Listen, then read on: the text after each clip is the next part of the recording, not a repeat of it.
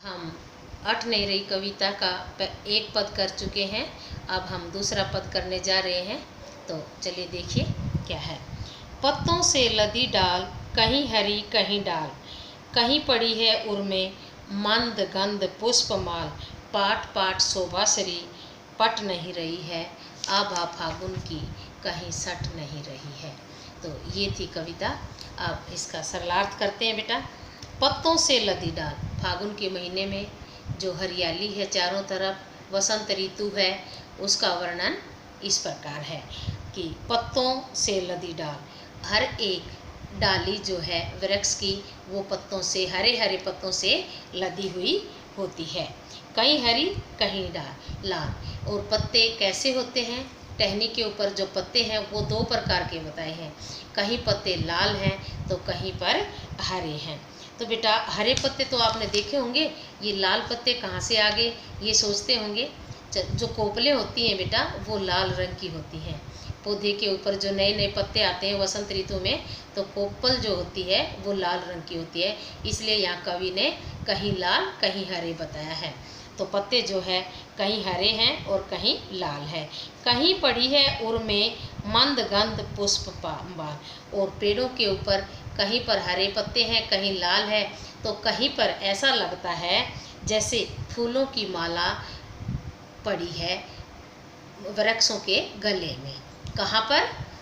जो वृक्षों के ऊपर फूल आए हुए हैं वे ऐसे लगते हैं जैसे वृक्षों के गले में कवि ने वृक्षों के गले में प्रकृति ने माला पहना रखी है, और उस माला के अंदर से जो पुष्प हैं उनकी मंद मंद गंध जो है चारों तरफ फैल रही है।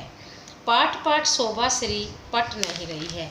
पाट पाट मीन जगह जगह, शोभाश्री मीन सुंदरता, पट नहीं रही है, पट मीन समा नहीं रही है। अट मीन भी समाना, सट मीन भी समाना, और पट मीन भी समाना।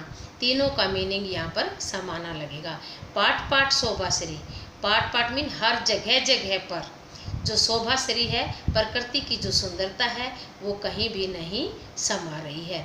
इतनी ज़्यादा सुंदरता है कि कवि उसे देख करके आश्चर्यचकित है और उससे वो अपनी आंखें नहीं हटाना चाहता है।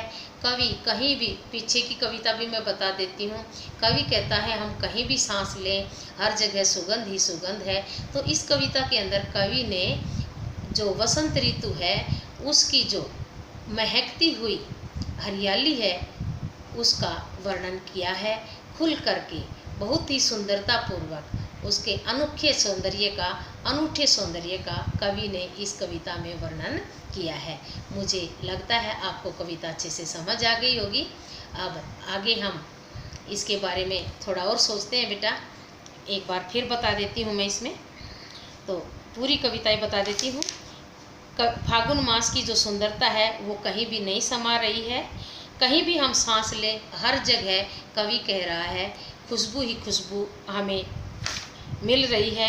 चाहे हम घर के अंदर सांस लें बाहर लें, मन तो चाहता है कि हम पंख लगाकर आसमान में उड़ जाएं, क्योंकि लगता है आसमान भी खुशबू से भरा हुआ होगा। कहीं भी हम अपनी आँखों को हटाने की कोशिश करें या ना करें, कहीं भी आँखों को ले जाएं, दूर दूर तक हमें सुंदरता नज़र आती है। और अगर हम अपनी आँखों को बंद भी कर लें तो भी हमें सुंदरता ही नज़र आ रही है। तो ये बात कवि ने बताया। हर एक पौधे की जो डाली है वो हरे और लाल पत्तों से लदी हुई है। कहीं और पौधों के ऊपर, ये खास बात है बेटा, पौधों के ऊपर जो फूल हैं उन फूलों से मंद मंद मीन धीरे धीरे सुगंध चारों तरफ फैल रही है, और वे फूल पौधों के अंदर ऊपर या पेड़ों के ऊपर ऐसे लग रहे हैं जैसे उनके गले में माला डाल रखी हो।